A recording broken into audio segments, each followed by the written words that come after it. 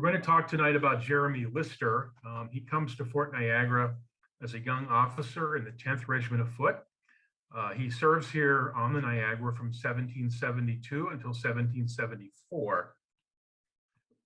Lister left us a valuable record of life on the Niagara on the eve of the American Revolution.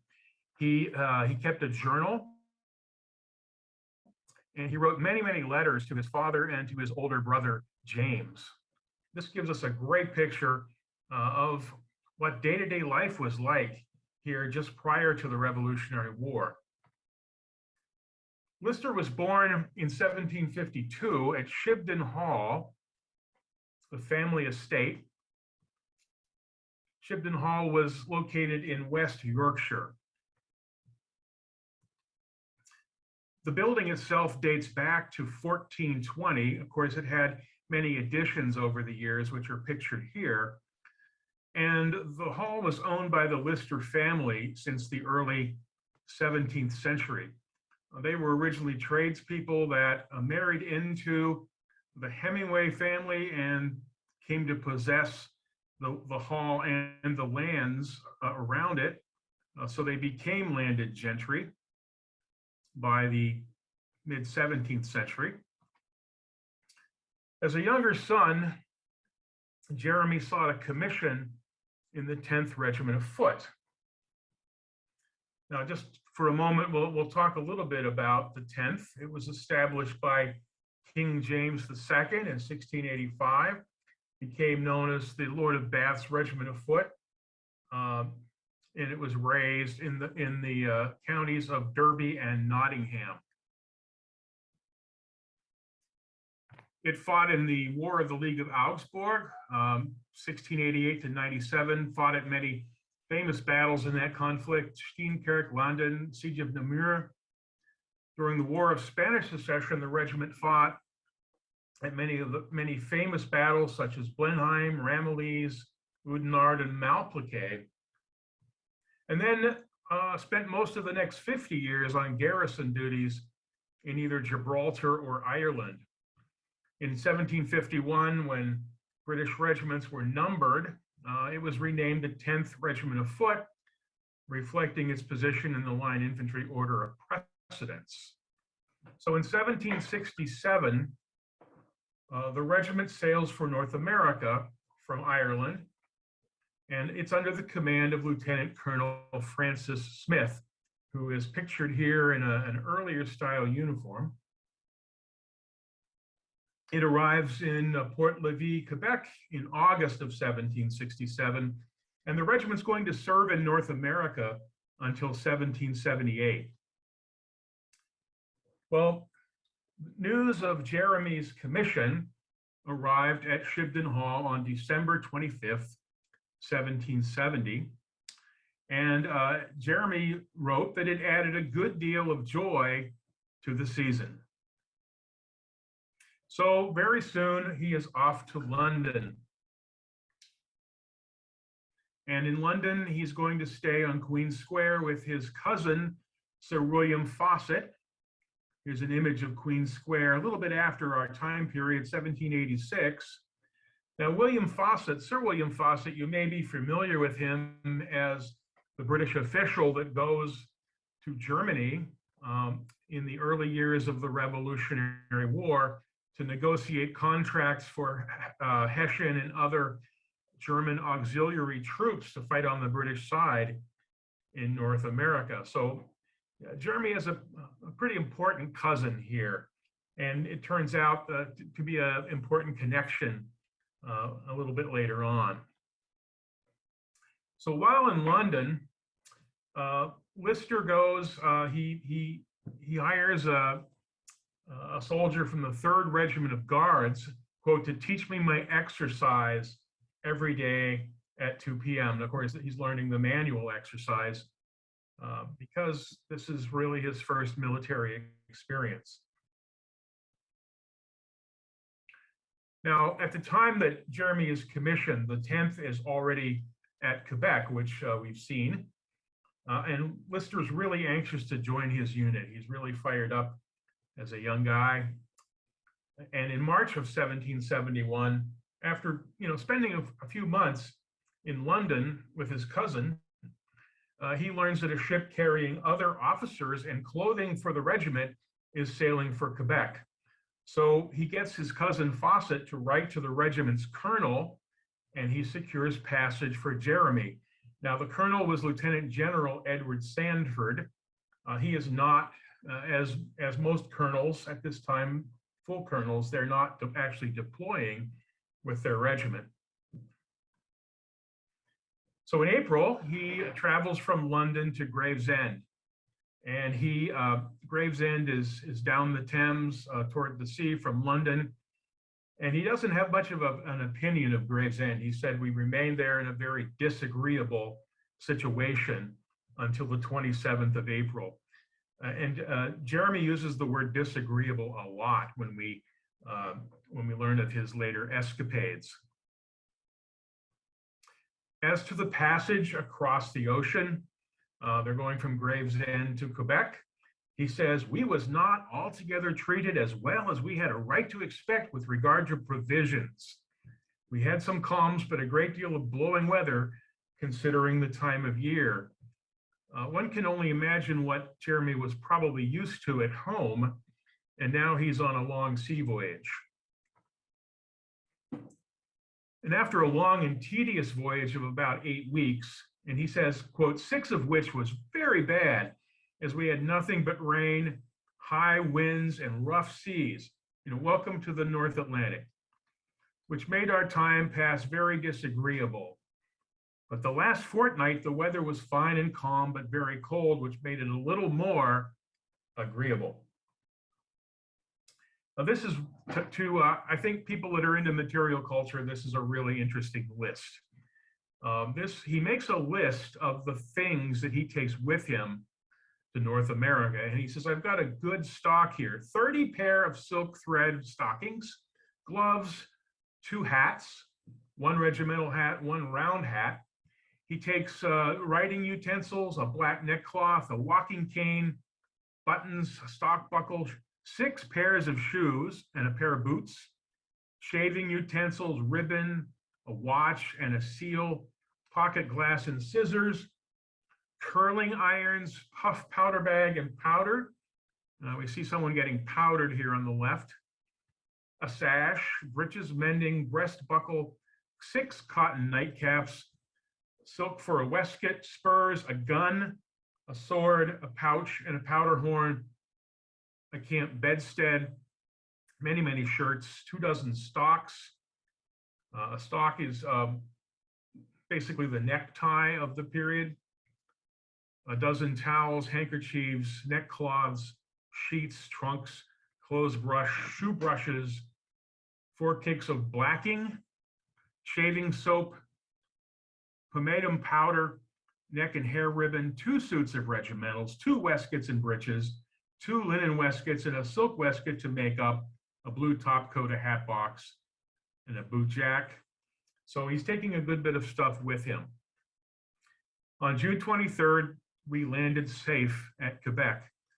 He says, I went immediately to pay my respects to Lieutenant Colonel Smith, who commanded our regiment. I met him in the mess room. When he meets his fellow officers, he notes that they're all very agreeable, sober gentlemen. Here is one officer from the 10th Regiment of Foot he probably did not meet. This is Captain Thomas Hewitt. This portrait was painted in 1781. When Lister was in North America, Hewitt was actually an ensign in the 22nd Regiment of Foot. So this particular individual did not actually serve with Lister, but it's a great illustration of what the regiment's light infantry company would look like during the latter years of the Revolutionary War. Well, the boredom of peacetime garrison duty soon sets in. And Lister writes, I began to learn to play the flute, to pass away my leisure hours. There are many, and having no books to read, neither is there any good to be got here, as there is never a stationer's or bookseller's shop in town, meaning Quebec. It is much better to play the flute than to take a walk with some of my brother officers to an inn every day. And he writes to his father, I should be glad if you would send me a few military books next spring and a Bible. Well, now Lister encounters his first Canadian winter, and he writes, in my bedchamber, I had a bottle of water froze till it burst. On Christmas Day, being for guard, got up rather sooner than usual, had a glass of water froze in about 2 minutes, not more than 1.5 yards from the stove. We were obliged to have a fur cap and gloves, cloth shoes, and cloth leggings when we go out of town to keep ourselves from being frostbit. Well, spring comes, 1772, and the 10th Regiment is destined for the Great Lakes. They're going to be relieving the 60th Regiment at the upper posts. On May 11th, the companies that are destined for the westernmost posts, Detroit and Michilimackinac, they leave first. So Lister writes to his father, in about 3 weeks, we shall set off on our march to Niagara. It will be like living in a wilderness. For all accounts, I can hear there are very few inhabitants except Indians, besides 4 companies of soldiers. I shall spend half my time at Fort Niagara and the other at Fort Erie. So they depart on June the 4th, heading west or southwest up the St. Lawrence. He found the journey between Montreal and Oswegatchie, Ogdensburg, New York, disagreeable due to rainy weather all the way. At night, the soldiers and the officers landed on shore and slept in the woods. But finally, they arrived at Fort Niagara on July 16th at 10 p.m. They had to wait for the 60th to move out of the barracks, so they camped for 10 days until the barracks were finally evacuated and they could move in. Lister writes, when he first arrives, we shall make ourselves as happy as we can, as there is no inhabitants here excepting 2 or 3 such sutlers and commissaries besides ourselves. I suppose music will be the most of our employment here. Playing that flute. Well, there's also correspondence at this very time between the commandant of the fort, Lieutenant Colonel Francis Smith, and the commander-in-chief here in North America, General Thomas Gage. And Smith paints a picture of things being broken down and in disrepair. For one thing, he mentions Mr. Pfister, the engineer here at the fort. This moment desires me to report to your excellency that the cradle by which provisions is hoisted up at the carrying place is irreparable, and that all business will be at a stand if there is not a new one by the spring. The cradle is a tramway that above Lewiston that enabled goods to be hauled up the escarpment. But apparently in 1772, it was not in good condition. And by the way, the image here on the left is a cameo of Francis Pfister. Smith also wrote to Gage that engineers' stores were here in short supply. The bateaux all needed repaired. They needed corked and pitched, and they didn't even have proper materials to make those repairs. He said, we have no flag here to hoist on any occasion. And then Gage replies toward the end of the year, the works at Niagara are not likely to be completed by winter, from whence I fear your men will suffer. One of the things that Smith mentions is that the castle roof is leaking badly. They can't seem to get a hold of shingles to repair it. There are broken windows on the second floor. So what they're reporting upon their arrival here is a fort that's kind of in bad condition. Their main concern, though, we think about 1772 to 1774, we think about the coming of the American Revolution. I mean, The Boston Massacre has already taken place. The Boston Tea Party takes place during this time period. But here at Fort Niagara, the officers were much more focused on the attitudes and positioning of the Native Americans, who they saw so frequently. General Gage, who had experience in frontier warfare, wrote to Lieutenant Colonel Smith, who did not. He said, "I'm glad the Indians are so well disposed, but they are always restless and plotting and so fickle that we can never be sure of them. And you must at all times be on your guard against attempts to surprise your fort." So back to Lister. So how does he settle in here at Fort Niagara? Well, it doesn't disappoint. He says, "Contrary to my expectations, I find this a much better quarter than it was represented at Quebec. Society being the only thing we are at a loss for here, having only two families we can associate with, one settled here, the other at about 18 miles distance. Provisions of all kind is very dear. Fowls is about 6 or 7 shillings a piece. Mutton is equally dear. Beef is rather reasonable, considering the Indians every now and then drive an ox or cow into the woods and eat them. There is a great many wolves that have lately destroyed a great many sheep, which has taught us to take a little more precaution in seeing the sheep we have left secured every night from these ravenous beasts." He also writes that we have very little game here, which we expected to have in a great quantity, being so far up the country. Fish we have in winter in great abundance, but in summer they change quarters as we have but very, very few. This is very surprising given the location.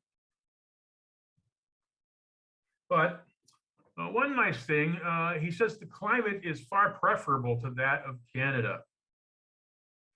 He says, "We haven't had the symptoms of winter here until the 10th of January, when the frost and snowy weather set in rather severe, but not near as bad as it was last year at Quebec, the latter end of October."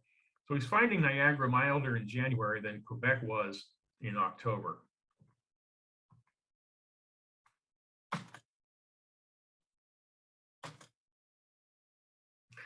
So in September of 1773, Lister is sent to command Fort Erie. Now, Fort Erie, located at the southern end of the Niagara River, it's not the same Fort Erie that we know about from the War of 1812. It's an earlier fort built in 1764 during the so-called Pontiac's War. And it stood a little bit closer to the shoreline than the 1812 Fort Erie. There's a picture, a sketch of it there at the left. So he says, "As soon as I got to Fort Erie, I set myself to work to lay in my winter stock of fuel. And notwithstanding the lateness of the season, I accomplished pretty well, owing to my own diligence and attention. Great numbers of Indians came in to me at Fort Erie, who was of great use to me and my party in bringing in provisions such as venison, ducks, and other wild animals, the hunters of whose help I was tolerably well provided, having killed a bullock, a boar, and 3 hogs. I bought a cow and 3 sheep, but on the winter commencing, my cow gave up giving milk, the sheep I killed." He writes in the fall of 1773, "I have the pleasure to acquaint you that I am governor of this place. I am here commanding officer, judge, and justice." It's writing to his father. "I am afraid it will be a very expensive government to me, as I am under a necessity of entertaining most of the gentlemen that pass this place going to and from Detroit." And many times when Jeremy writes to his father, it is to ask for money. He's not really able to live on his pay as an officer. And so you find him asking Dad for money on many of these occasions when he writes. Now, I think Jeremy was a bit of a frustrated farmer. He writes a lot about raising livestock. He writes a lot about gardening. He says the men are now set to work in the gardens and all now became alive. Lister expanded the fenced-in gardens at Fort Erie, he said, which were planted with vegetables of the most useful kind. Our gardens flourished and the fruits of our labor was beginning to come to perfection.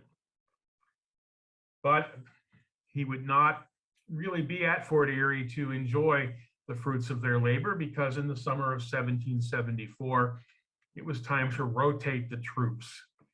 And the 10th is relieved by the 8th Regiment of Foot, which, of course, we're much more familiar with here at Old Fort Niagara, because the 8th serves here throughout the American Revolution. So the 10th is going down to Quebec, the 8th is coming up. The first garrisons to come down are those of Michilimackinac and Detroit. The first problem that Jeremy has as commander of Fort Erie is Major Henry Bassett from Detroit. When he arrives at Fort Erie, he demands that Lister's garrison bake him bread for 14 days. Lister refused this demand. He pointed out that, as a quote, Niagara is only 1 day's march away and a far better place to provision Bassett's men than little Fort Erie. Bassett, quote, then persisted in his demands being granted. Lister agreed only, quote, to grant him 1 day's provisions, but not further. Although an ensign, I was commanding officer of that garrison and should not give it up to anybody without proper authority. And in the end, he wins out. He stands his ground, and Bassett does as Jeremy wishes. Next came Captain John Vadas from Michilimackinac. And remember now that Bassett's men have gone down the Niagara to Fort Schlosser. So all the bateaus are now at Fort Schlosser. And when Vadas comes from Michilimackinac, he says he pretended also to give directions to me, but I soon gave him to understand that I was not under his command. He was obliged at last to accept a pilot and send men himself for the boats. He wanted Lister's garrison to go and bring the boats back, and Lister refused. So interesting. Now, Lister and his garrison from Fort Erie, and normally they keep about 30 men there. So they're crowded into 2 bateaux, and they're going to go from Fort Erie down the Niagara, around Grand Island to Fort Schlosser, Fort Little Niagara. It's about where that is marked on the map on the left. So he describes an interesting incident while they are making their way down the river. He saw a large buck swimming across the Niagara to an island. It's probably Navy Island. And Lister ordered his men to fire at the buck, but he says, quote, without effect. After he had got on shore, he turned about twice to look at us and then took into the woods. The second boat had taken the other channel past the island and spotted the buck swimming for the mainland. They shot him in the water to the great joy of the whole party. So at Fort Schlosser, Lister's men loaded their baggage onto wagons and they proceed over the portage to Fort Niagara. And when later on, they're going to disembark almost immediately for Oswegatchie and ultimately back to Quebec. So in early September, the 10th returns to Quebec.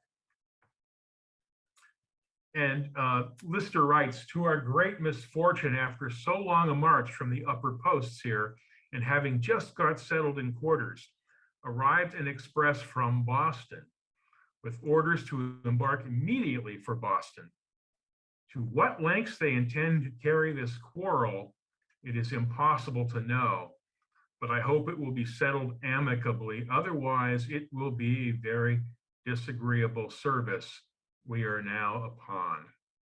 Truer words are never spoken. So Boston has become the seedbed of the rebellion. The port is closed, there's draconian measures taken, and troops are moving into Boston to try to keep order there. And of course, the 10th is ordered from Quebec to go to Boston. They arrive there in November of 1774. On April 18th, 1775, an expedition is organized to seize military stores at Concord, Massachusetts. The column that is sent to on this mission is the Grenadier and Light Infantry companies of several different regiments. They're going to be under the command of Lieutenant Colonel Francis Smith, who is the former commander of Fort Niagara. Now, there's a lieutenant in the 10th named James Hamilton, and he pleads illness. He does not wish to accompany this expedition. And Lister volunteers to take his place. And Lister writes, he thought that it was rather a disgrace to march without a full complement of officers. So Lister does not have to go on this expedition, but he volunteers to take Hamilton's place. Now, we're all familiar with the events of Lexington and Concord on April 19th, 1775. On the retreat from Concord, Lister is shot in the elbow. And we're going to hope that this works. Next thing is we're going to hear from him.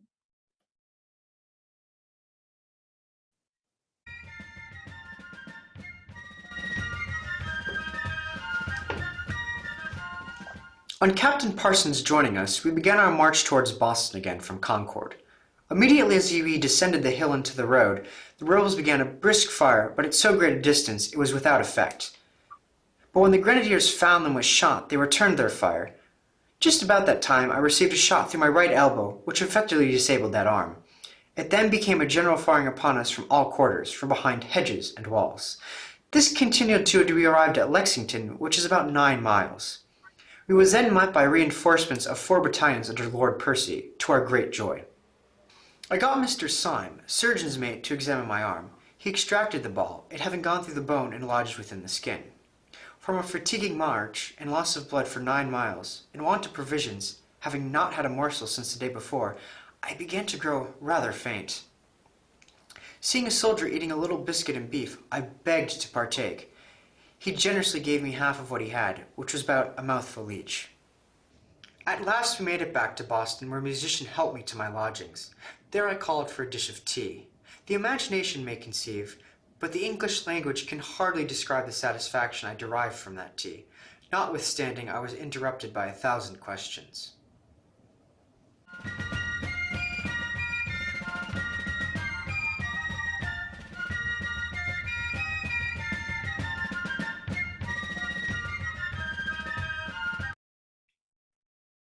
And so, yeah, I think that's done. The musket ball shatters Lister's elbow joint, rendering his elbow immovable for the rest of his life. Here's an image of him later on in life. He's in pain and he's worried that he would lose his arm, so he's invalided home. He advances to lieutenant in 1775 and to captain in 1781. A lot of what he's given to do is recruiting duty in the home islands. He marries. In 1788, at age 35, he marries Rebecca Battle. And here is the marriage band for that couple.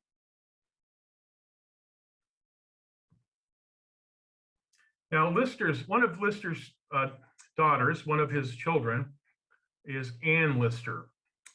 She is the famous Gentleman Jack. I don't know if any of you have been following the BBC HBO series of the same name, but Gentleman Jack, Anne Lister, sort of defied the social mores of 19th century Britain. She dressed as a man, and she had numerous affairs with other women. In fact, some historians have called her the first modern lesbian. But this is an image of Anne Lister. And these are images actually of the BBC miniseries. Tim West, the actor Tim West, is playing Jeremy here, is sort of an old curmudgeon-y looking fellow in this BBC production. And I understand it's now in season 2. If you're interested in, no, I'm not going to go into the details of Anne Lister because we're really here to talk about Jeremy. But if you'd like to know more about her, I would recommend a YouTube video called The Secret Life of Anne Lister at Shibden Hall. That's again, The Secret Life of Anne Lister at Shibden Hall. So I think that about wraps it up. I would be happy to answer any questions that anyone might have tonight.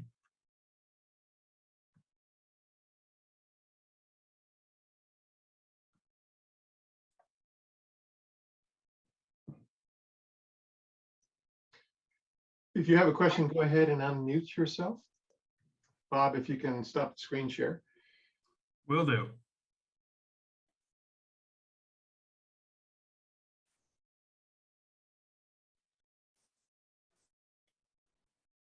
I think we're clear on questions.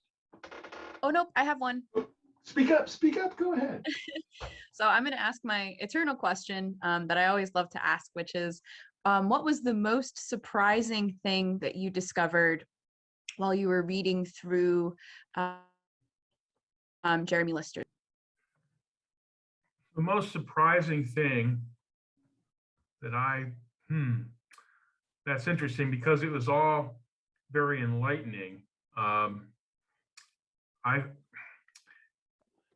found one of the most perplexing things that I found was in reading a biography of Anne Lister. It sort of describes her dad as sort of this old curmudgeon-y fellow who was used to living a Spartan army life and drank with uncouth people and was just kind of a bore. And yet his writings while he was in the army just don't reflect that kind of a personality whatsoever. I mean, he seemed to be, he was well provided for. He seemed to be upbeat under a lot of circumstances. He stood up to the major and the captain who outranked him when they came through Fort Erie. So I think that was probably those two things. I mean, the fact that his personality really comes out in his writings, and it is not the same personality that he's described in connection with his daughter. And secondly, standing up to the major and the captain, I found that to be surprising. Okay. I have a question if you can hear me. Yep, go ahead. Okay. I was just interested in the when you mentioned when he was at Fort Niagara, he wrote about 2 families in the area. I was wondering if we know anything. Just to me, not knowing that much about it, it seems kind of random that there were in the middle of the wilderness just 2 families. Do we know what they were about by? Well, my guess would be, and he doesn't really specify, but my guess would be the one that was further away was the Stedmans, and the one that was closer I don't know, it could be the Pollard. He doesn't specify, so it's anyone's guess, but I would venture to think that it would be the Stedman. He mentions the one family 18 miles distant, and that would be about a little bit further than it actually is, but yeah, that's my best guess. So it sounds like maybe he was, when he said there, I mean, from what I heard, I thought he said there were only two families, but it sounds like he may have been mistaken. There were, when he said, yeah. I think he specifically mentions two. Okay. And he could mean, when he says there's no society, he could mean that there's no eligible young ladies. Right. Got you. Except for those two families, perhaps. I mean, the guy's 20 years old at this point. Okay. Robert Thank you. Swift has a question, Bob. His question is, am I correct that Pfister was killed at the Battle of Bennington? He was mortally wounded at the Battle of Bennington, which, you know, he wasn't actually KIA, but he was mortally wounded and he died a little bit later.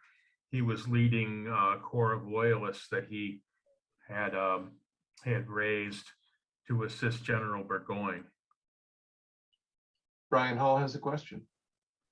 Yeah, I'm wondering if you could tell us any of Ensign Pfister's opinions of either the Native Americans or the colonial Americans.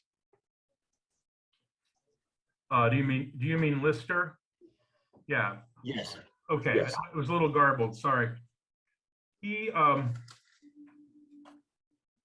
doesn't seem to, you know, there's nothing in his writings that suggests that there's no pejoratives that I have seen. He does mention at Fort Erie that the natives have brought in quite a bit of fresh meat and have been very helpful to him. He does mention that occasionally they'll steal a cow and go and eat it, but he says it matter of factly. And about all he says that I've seen in his writings, he says that he hopes that the situation in Boston can be settled amicably, because he doesn't want to see what will happen if it comes to blows.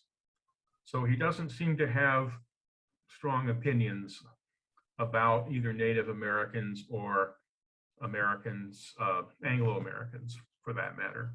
Thank you. And we don't know what he really thought. He just didn't commit it to paper. The source material for this, all of these letters were published in the British Army History Journal, Army Historical Research, many years ago. And we do have copies of this in our library here at Old Fort Niagara.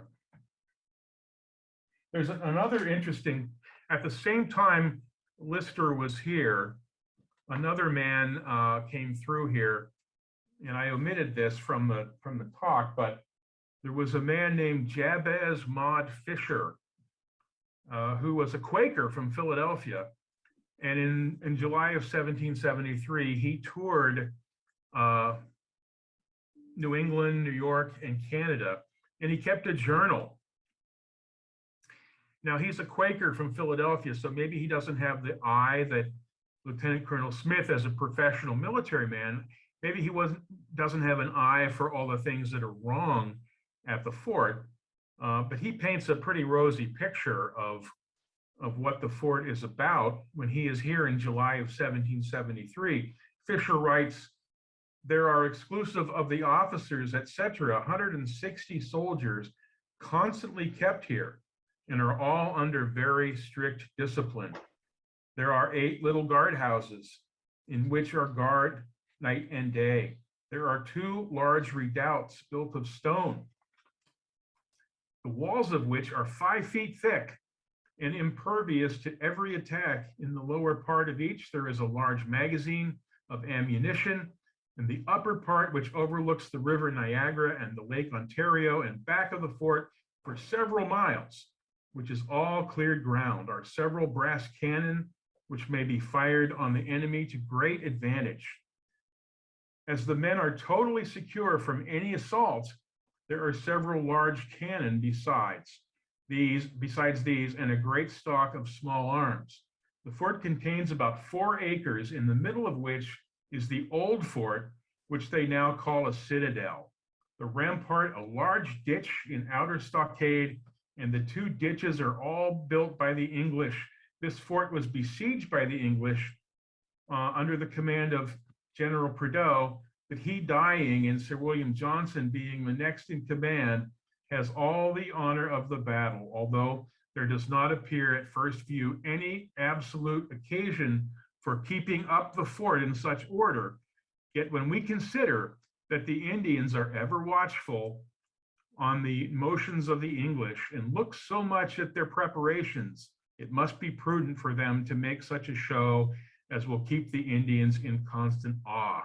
Indeed, so good an effect has the order and economy of this garrison had, that the wisest and greatest chiefs of the several Indian nations who have seen it have, from motives of sound policy, told their brethren as well in private as in public speeches, always to keep friends with whatever people were in possession of the great house at Niagara, which is almost impossible for any to overcome. So that's a description of the fort at the time that Lister was actually here. Any other questions? In case you want to review this presentation, it will be up online on our Facebook and YouTube channel, rather shared on our Facebook page. That'll be up by tomorrow evening. We do thank you for attending. Hope you enjoyed it. Thanks for the great comments. Bob couldn't read them, but you did very well, Bob, except for that little technical thing in the beginning. But we're going to edit that out, so nobody's going to know. There'll be no permanent record, huh? No permanent record. Well, thank you, everyone. So if anybody else doesn't have oh, George Bray, you have a question? Just unmute yourself. Can you hear me now? We can hear you. No, I was just waving goodbye like everybody else and saying thanks. Okay. No Appreciate problem. it. Y'all have a good evening. Thanks for coming. You too. Bye now. Bye.